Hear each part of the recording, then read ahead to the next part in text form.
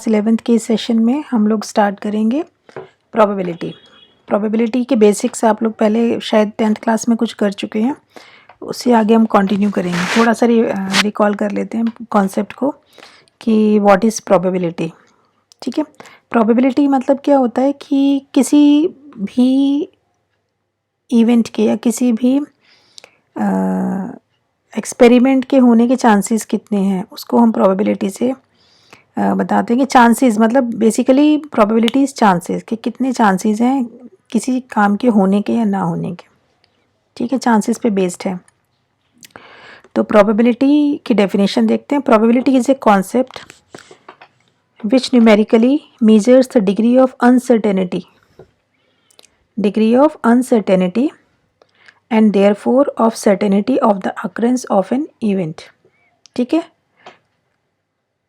uncertainty and therefore of certainty of the occurrence of an event. An operation which can produce some well-defined outcomes is known as an experiment. Probability कब की जाएगी? कोई case होगा, कोई experiment होगा तो हम उसमें probability डिफाइन करते हैं उसकी। अब वो जो एक्सपेरिमेंट है वो क्या होना चाहिए? वेल डिफाइंड मतलब उसके जो आउटकम्स हैं उनको हम प्रॉपरली लिख सकें। जैसे कि अगर हमने कॉइन को टॉस किया तो उसके जो रिजल्ट्स हैं वो क्या क्या हो सकते हैं, तो हेड आएगा या टेल आएगा। ठीक है, तो ये जो आउटकम्स हैं इसके ये आपके वेल डिफाइंड है, इन्हें आप लिख सकते हो कि हाँ भाई ये आएगा। आंसर मतलब ये नहीं है कि पता नहीं क्या आएगा क्या नहीं आएगा, ऐसे नहीं हो सकता इसके अंदर। मतलब वेल डिफाइंड आउटकम्स आने चाहिए। If in each trial of an experiment conducted under identical conditions, कोई भी ट्रायल अगर हम करते हैं किसी भी एक्सपेरिमेंट कोई भी ट्रायल अगर हम करते हैं conducted under identical conditions the outcome is not unique. ठीक है, but may be any of the several possible outcomes. अच्छा, जब भी हम लोग जैसे कॉइन को टॉस कर रहे हैं तो हमारा जो आउटकम है वो क्या है, हर बार सेम नहीं आ सकता, डिफरेंट आ सकता है, लेकिन आएगा किस में से? उन्हीं के अंदर से आएगा जो हमारे पॉसिबल आउटकम्स है, उन्हीं में से कोई एक आएगा। लेकिन ऐसा नहीं हो सकता कि हर बार सेम ही आ जाए, इसकी कोई गारंटी नहीं है। ठीक है, तो इस तरह के जो एक्सपेरिमेंट होते हैं इनको हम बोलते हैं रैंडम एक्सपेरिमेंट। क्या बोलते हैं इनको बोलते हैं हम रैंडम एक्सपेरिमेंट। मतलब जिसमें कोई श्योरिटी नहीं है कि आपका जो आउटकम है वो क्या होगा। जैसे कि एग्जाम्पल्स दिए में tossing a fair coin, rolling an unbiased die, drawing a card from a well shuffled pack of cards. The set of all possible outcomes in a random experiment is called a sample space. जितने भी possible outcomes होते हैं ना इसके random experiment के, उसको हम बोलते हैं सैम्पल स्पेस। ठीक है, कॉइन को टॉस करने में क्या आते हैं? हेड और टेल आता है, ये इसका सैम्पल स्पेस हो गया। किसी डाई को थ्रो करेंगे तो सैम्पल स्पेस क्या बनेगा? 1 2 3 4 5 6। Every subset of a sample space is called an event. Sample space का कोई भी सबसेट अगर होगा तो उसको हम बोलते हैं इवेंट। जो भी हमारी प्रोबेबिलिटी निकालने के लिए आएगी ना किसी भी इवेंट की, वो सैम्पल स्पेस का ही सबसेट होगा। ठीक है, let S be a sample space then phi is a subset of S. अब जो सेट्स का हमने चैप्टर किया था उसके अंदर हमने सबसेट्स, पावर सेट्स ये सब किए थे। ठीक है, इंटरसेक्शन, यूनियन, ये सारे ऑपरेशंस किए थे। तो उसमें हमने कहा था कि phi is subset of all sets. जो फाई है वो सारे सेट्स का सबसेट होता है। और दूसरा क्या कहा था हमने? कोई भी सेट अपना भी सबसेट होता है। ठीक है, ये दो सबसेट्स तो हर सेट के अंदर होते हैं, एक तो फाई और दूसरा सेट इटसेल्फ। तो phi is a subset of S. Phi is an event called an impossible event. ठीक है, अब फाई का मतलब क्या होता है? फाई का मतलब होता है नल सेट, जिसमें कोई भी एलिमेंट नहीं है। ठीक है, और कोई भी एलिमेंट अगर नहीं होगा तो इट मीन्स वो जो इवेंट है वो क्या होगा? इम्पॉसिबल इवेंट होगा। जैसे कि हमने डाई को थ्रो किया, डाई को, और गेटिंग 7 के आने की प्रोबेबिलिटी क्या होगी? लेकिन 7 तो उसके सैम्पल स्पेस में है ही नहीं, तो इसके अंदर ये क्या बन गया आपका? दिस इज़ फाई, क्योंकि ये कभी भी नहीं आ सकता। 7 आपका कभी नहीं आ सकता डाई थ्रो करने में, तो इसका जो ये सेट बनेगा ये बनेगा आपका 5। ठीक है, और इस तरह के इवेंट को हम बोलते हैं इम्पॉसिबल इवेंट, जो कभी हो नहीं सकता, पॉसिबल नहीं है इस सैम्पल स्पेस में। S is a subset of S. S is an event called a sure event. S को हम क्या बोलते हैं? Sure event. जब सारे एलिमेंट्स आ रहे हैं उसके अंदर तो उस को हम क्या बोलते हैं कि जितने भी सैम्पल स्पेस में एलिमेंट्स है वो आ रहे हैं उसको हम बोलते हैं sure event. An event containing only a single element, जब किसी भी इवेंट के अंदर एक ही एलिमेंट होता है उसको हम बोलते हैं सिंपल और elementary event. An event which is not a simple, अब इसमें जिसमें एक से ज़्यादा एलिमेंट्स होते हैं उसको हम बोलते हैं कंपाउंड और कंपोजिट और mixed event. Two events E1 and E2 are said to be mutually exclusive. Mutually exclusive events क्या होते हैं? जिनके अंदर कुछ भी कॉमन नहीं होता। अब कॉमन ये चेक करने के लिए क्या करेंगे, इंटरसेक्शन निकालेंगे उनका। इंटरसेक्शन अगर 5 आता है, इंटरसेक्शन अगर आपका 5 आ जाता है, ये 5, ठीक है, दोनों का इंटरसेक्शन 5 आता है तो उसको हम बोलते हैं म्यूचुअली एक्सक्लूसिव, ठीक है। और let E1 E2 En be a subsets of a sample space S, then we say that the events E1 E2 up to En form a mutually exclusive and exhaustive system if EI intersection EJ is equal to 5 for I is not equal to J, and E1 union E2 union En is equal to S। Intersection 5 हो और union क्या हो, S के equal हो। मतलब सारे events जितने भी हैं उनका इंटरसेक्शन तो नल सेट हो, कुछ भी कॉमन ना हो। अगर हम उसका यूनियन करें तो वो किसके इक्वल है, सैम्पल स्पेस के इक्वल है। तो इस तरह के जो इवेंट्स होते हैं उसको हम बोलते हैं mutually exclusive and exhaustive system. Two events E1 and E2 are said to be independent if the occurrence of one does not depend upon the occurrence of the other. दो इवेंट्स को independent कब बोलते हैं, जब एक के होने या ना होने से दूसरे पे कोई फ़र्क नहीं पड़ता, उसको हम बोलते हैं इंडिपेंडेंट।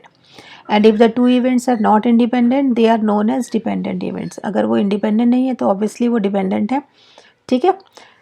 जैसे कि एग्जांपल देके बताऊँ, एक हमने डाई थ्रो किया और दूसरा हमने किसी कार्ड्स निकाले, एक उसमें से ताश की जो गड्डी होती है उसमें से एक कार्ड निकाला और दूसरा हमने एक तरफ डाई थ्रो किया। अब जो कार्ड निकालने का जो इवेंट है उसका डाई थ्रो करने के इवेंट से कोई लेना देना नहीं है, दोनों इंडिपेंडेंट इवेंट्स हैं, ठीक है।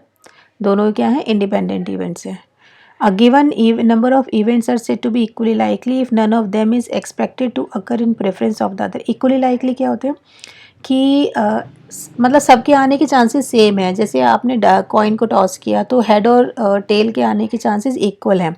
ऐसा नहीं है कि पार्शियल नहीं है वो कॉइन की भाई हेड के आने के चांसेस ज़्यादा हैं। उसी इवेंट्स को हम बोलते हैं equally likely. In a random experiment, let S be the sample space and let E be an event, then E is a subset of S. Now E is a subset of S, this implies complement of E is also a subset of S. Complement of E क्या होता है, complement of E होता है, ये भी हमने sets वाले chapter में किया था कि यूनिवर्सल सेट में से अगर हम E को माइनस कर दें तो जो बाकी एलिमेंट्स आएंगे वो आपके कॉम्प्लीमेंट ऑफ E में आएंगे, मतलब नॉट E, ठीक है। E is a subset of S, तो E में कुछ एलिमेंट होंगे। अब वो एलिमेंट अगर आप S में से निकाल दो, जो बाकी एलिमेंट्स बचेंगे that becomes the complement of S, complement of E। EC is also an event called the complement of E, और complement of E, E dash और E बार, ये सब आपके कॉम्प्लीमेंट के लिए यूज़ होते हैं। सारे ये सारे सिम्बल्स कॉम्प्लीमेंट के लिए यूज़ होते हैं और इसका मतलब होता है नॉट E, मतलब E में जो नहीं है वो कॉम्प्लीमेंट में आएंगे, ठीक है। जब कॉम्प्लीमेंट ऑफ E होगा तो E नहीं होगा, और जब E होगा तो कॉम्प्लीमेंट ऑफ E नहीं होगा। एट अ टाइम दोनों में से एक ही होगा। In a random experiment let S be the sample space, let E is a subset of S and F is a subset of S, then E as well as F is an event। दोनों event है, E भी event है और F भी event है। E intersection F is an event that occurs only when each one of E and F occurs। E intersection F कब होगा, जब इसके अंदर दो इंटरसेक्शन में क्या होता है, दोनों के आते हैं कॉमन एलिमेंट्स। इंटरसेक्शन जब हम निकालते हैं तो कॉमन एलिमेंट्स आते हैं E के और F के, ये तब होगा व्हेन ईच वन ऑफ, दोनों होने चाहिए E भी और F भी। यूनियन कब होगा, E union F is an event that occurs only when at least one of E and F occurs, दोनों में से एक हो या दोनों हो।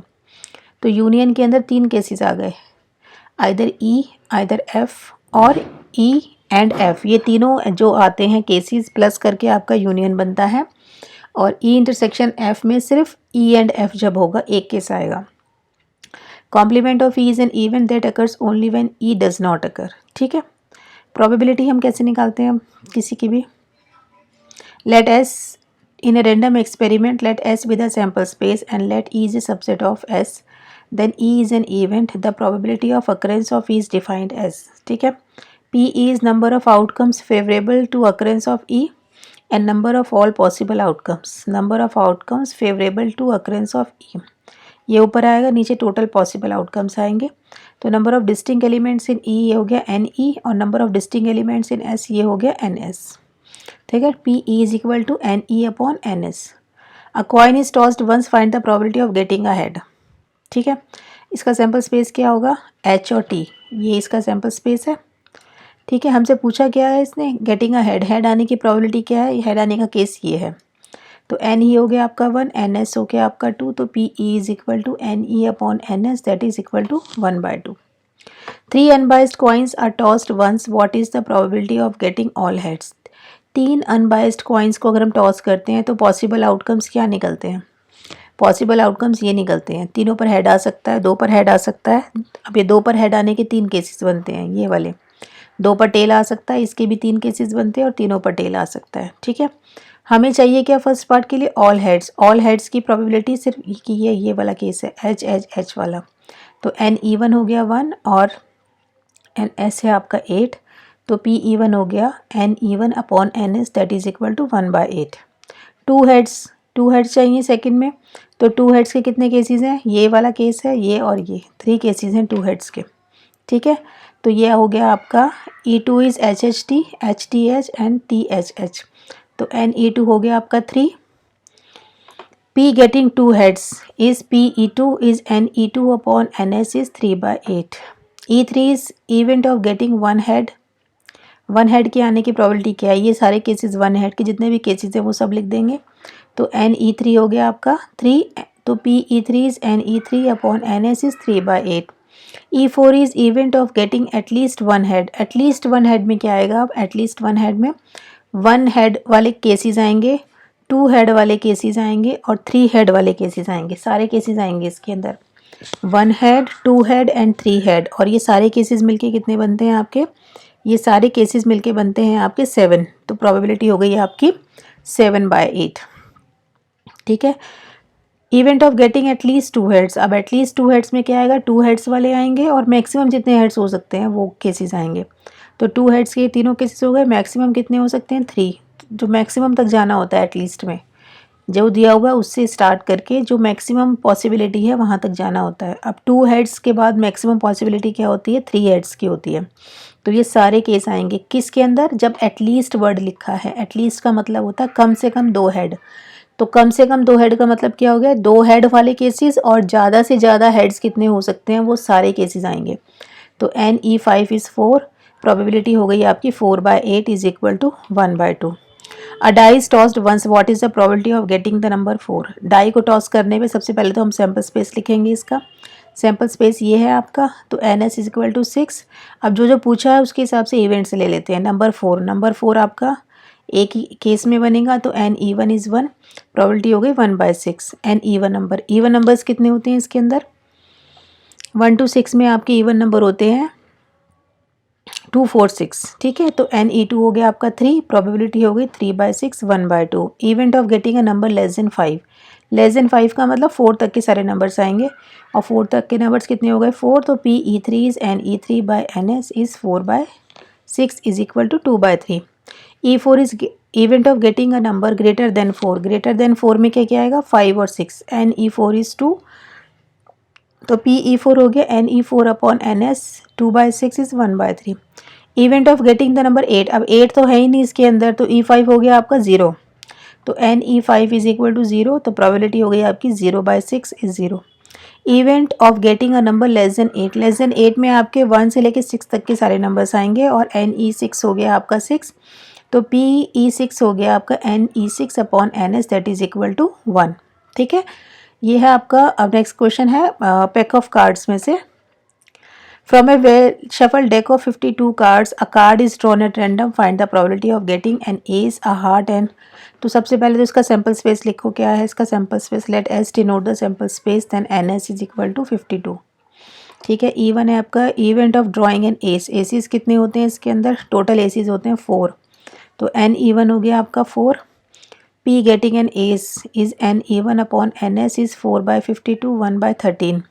E2 get event of getting a heart n E2 कितना हो गया 13. हार्ट्स कितने होते हैं इसमें 13. सारे जो चार जो उसके सेट्स होते हैं एक 13 जो कार्ड्स होते हैं हार्ट के होते हैं 13 स्पेड के 13 डायमंड के और 13 होते हैं क्लब के. ठीक है तो ये हो गया आपका 13/52 is equal to 1/4. Event of getting an 8 of heart.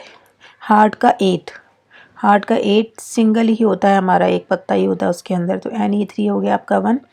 इसकी प्रोबेबिलिटी होगी आपकी 1/52. Event of getting a club भी कितना होते हैं 13 ही होते हैं क्लब भी तो क्लब की प्रोबेबिलिटी भी 13/52 is 1/4. Event of getting a red cards कितने होते हैं 52 में से आधे कार्ड रेड होते हैं और आधे होते हैं आपके ब्लैक तो रेड कार्ड्स कितने होते हैं 26 तो प्रोबेबिलिटी हो गई 26/52 is 1/2. Event of getting a face cards कितने होते हैं फेस कार्ड्स होते हैं 12 4 जैक्स 4 क्वींस एंड 4 किंग्स तीनों मिलके कितने हो गए जिसपे फेस बना होता है ये हो गए 12 तो ये हो गया 12/52 is 3/13. Event of getting a diamonds भी कितने होते हैं 13 तो इसकी भी प्रोबेबिलिटी हो गई 13/52 is 1/4. Event of getting a jacks कितने होते हैं टोटल जैक्स होते हैं हमारे पास 4 ठीक है तो प्रोबेबिलिटी हो गई 4/52 is 1/13. Event of getting a black card कितने होते हैं 26 तो प्रोबेबिलिटी हो गई 26/52 इज 1/2. ठीक है let there be m outcomes favourable to an event E and n outcomes unfavourable to E. मतलब m तो उसके फेवर के हैं और n उसके फेवर के नहीं है. ऑड्स इन फेवर क्या होता है आपका m/n m is to n. Odd against क्या होता है इसका उल्टा हो जाएगा n/m is n is to m. PE क्या होता है प्रोबेबिलिटी निकालने के लिए फेवरेबल केसेस ऊपर होते हैं और नीचे टोटल केसेस आते हैं. टोटल केसेस में फेवरेबल अनफेवरेबल दोनों होते हैं. किसी भी इवेंट की अगर हमें किसी भी इवेंट की हमें प्रोबेबिलिटी दी हुई है तो और हमें उस इवेंट के ना होने की निकालनी है. ना होने की मतलब नॉट ई निकालना है हमें कॉम्प्लीमेंट निकालना है. तो कॉम्प्लीमेंट के लिए हम क्या करते हैं 1 - PE कर देते हैं. प्रोबेबिलिटी जो होती है वो हमेशा ठीक है 0 और 1 तक चलती है. मिनिमम 0 हो सकती है मैक्सिमम 1 और इसके बीच में प्रोबेबिलिटी आती है. तो नॉट ई निकालने के लिए हम क्या करते हैं 1 - PE करते हैं. ठीक है for an event E odds in favour E is PE upon 1 - PE और against E is 1 - PE upon PE. ठीक है 3 dice are thrown together find the probability of getting a total of at least 6. 3 dice जो हैं उसको हमने throw किया तो हमारे पास 3 डाइसिस का सैम्पल स्पेस क्या बनेगा. एक डाई का होता है 6 दूसरे का भी 6 तीसरे का भी 6 तो टोटल जो आउटकम्स बनेंगे वो 216 बनेंगे. कॉम्बिनेशंस बनेंगे ना तीनों पे 1 1 1 आ गया एक पे 1 आ गया एक पे 2 आ गया फिर 1 आ गया. अब वो 2 किसी पे भी आ सकता है 1 2 1 1 1 2 2 1 1 इस तरह के जो ये बनेंगे ये आपके 216 बनेंगे. उसने पूछा है कि सम जो है वो टोटल जो है वो 6 होना चाहिए मिला के कम से कम 6 तो मतलब 6 से स्टार्ट करना है हमें. पहले 6 वाले केसेस लेंगे फिर 7 वाले लेंगे फिर 8 वाले और मैक्सिमम कितना हो सकता है मैक्सिमम इसमें 18 हो सकता है 18 जब तीनों पे 6 6 6 आएगा. ठीक है तो ये सारे के सारे जो ये हैं केसेस ये लिखने पड़ेंगे. ठीक है तो बजाय इसके कि हम ये निकालें हम क्या करते हैं कि हम 1 से मिनिमम मतलब 6 से नीचे वाला जो सम है ना वो ले लेते हैं. नीचे वाला सम क्या हो सकता है 5 4 और 3. ठीक है event of getting a total of at least 6 और जो कॉम्प्लीमेंट ऑफ ई है वो हमने ले लिया. Event of getting a total of less than 6. अब लेस देन 6 में क्या क्या आएगा टोटल 3 4 और 5. अब टोटल 3 और 5 के लिए सारे केसेस बनते हैं. ये जो सारे केसेस हैं टोटल 3 4 5 के लिखे हुए हैं. ठीक है तो हम नॉट निकालेंगे इसके अंदर हम ई ना निकाल के नॉट ई निकालेंगे इसका ये निकालेंगे इसकी प्रोबेबिलिटी निकालेंगे. ठीक है ई की नहीं निकालेंगे नॉट की निकालेंगे. तो n E bar is equal to 10 तो ये हो गया आपका P not E is equal to 10 upon 216 5 upon 108. अब पी ई निकालने के लिए 1 में से पी नॉट ई को माइनस कर दो तो 1 - 5 अपॉन 108 इज 103 अपॉन 108. ठीक है ये प्रोबेबिलिटी हो गई फर्स्ट पार्ट.